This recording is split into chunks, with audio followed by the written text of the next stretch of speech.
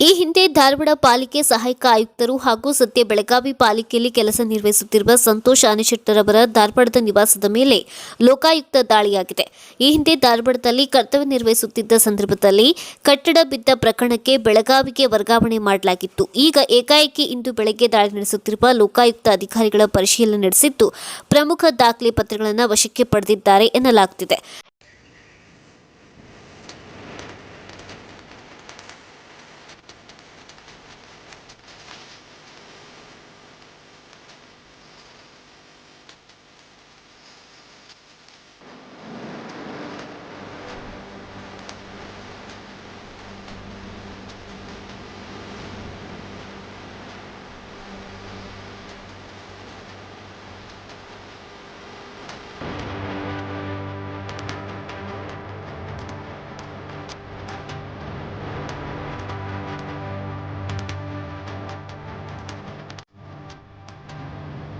ಇನ್ನು ಧಾರವಾಡದ ಬಿಜಿಎಸ್ ಶಾಲೆ ಬಳಿ ಇರುವ ಸಂತೋಷ್ ಆನೆಶೆಟ್ಟರ್ ಸಹೋದರನ ಮನೆ, ವೆಂಕಟಾಪುರ ಬಳಿ ಇರುವ ಬಂಗ್ಲೆ ಸೇರಿದಂತೆ 5 ಕಡೆ 15 ಅಧಿಕಾರಿಗಳಿಂದ ಏಕಕಾಲಕ್ಕೆ ದಾಳಿ ನಡೆಸಲಾಗಿದೆ.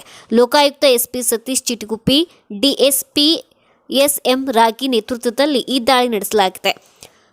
ಇನ್ನು ದಾಳಿ ವೇಳೆ ಮನೆಯಲ್ಲಿ ಸಿಕ್ಕ ಬಲು ಅಪರೂಪದ ಅರಣ್ಯ ಹಾಗೂ ಆಂಟಿಕ್ ಪೀಸ್ಗಳನ್ನು ಕಂಡು ಕೆಲಕಾಲ ಲೋಕಾಯುಕ್ತ ಅಧಿಕಾರಿಗಳಿಗೆ ಆಶ್ಚರ್ಯ ಮೂಡಿಸಿದೆ. ಅಧಿಕಾರಿಗಳ ತಂಡ ದಾಳಿ ನಡೆಸಿ ಪರಿಶೀಲನೆ ಕೈಗೊಂಡಿದೆ.